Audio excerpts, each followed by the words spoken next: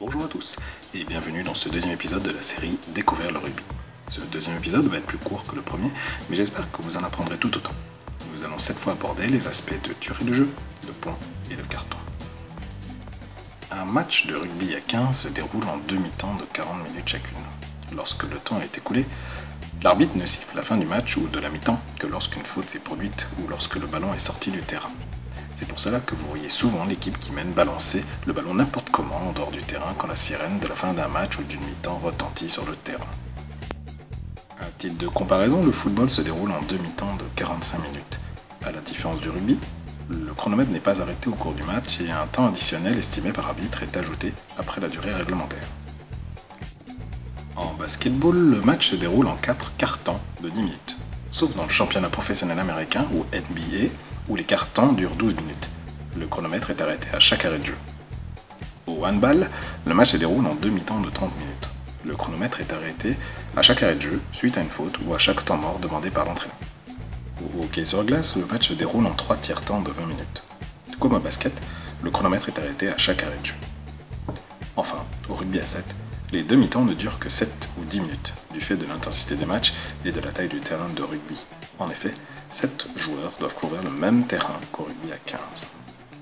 Au final, la durée d'un match de rugby à 15 se trouve donc plutôt dans la fourchette haute.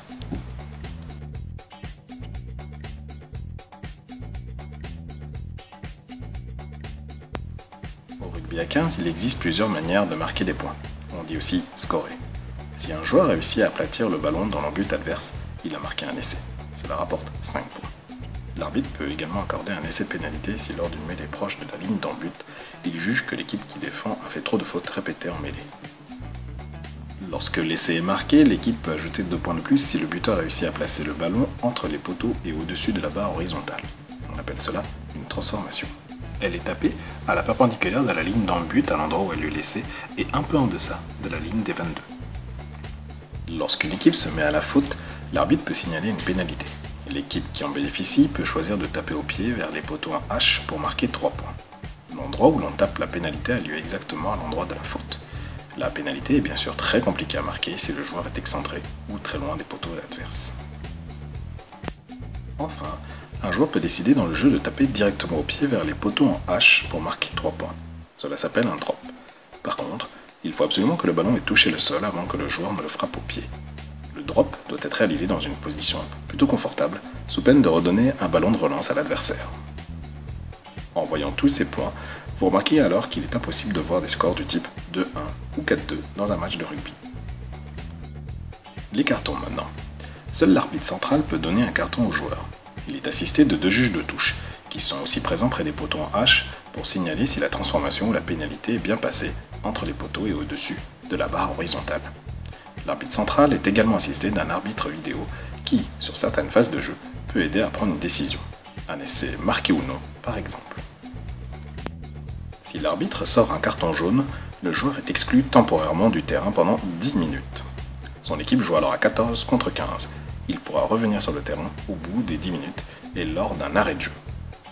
Si l'arbitre sort un carton rouge, le joueur est exclu définitivement du terrain et son équipe joue à 14 contre 15 jusqu'à la fin du match. Il n'y a donc pas de remplacement possible pour compenser la sortie de ce joueur. Allez, du coup, un petit bonus. On va parler des remplacements au rugby. L'entraîneur a le droit à 7 remplacements maximum au cours d'un match. Il dispose donc d'un banc avec 7 à 10 joueurs remplaçants. Les postes très spécifiques de première ligne et de la charnière doivent disposer de remplaçants. Vous pouvez observer de nombreux remplacements lors d'un match entre la 50e et la 70e minute.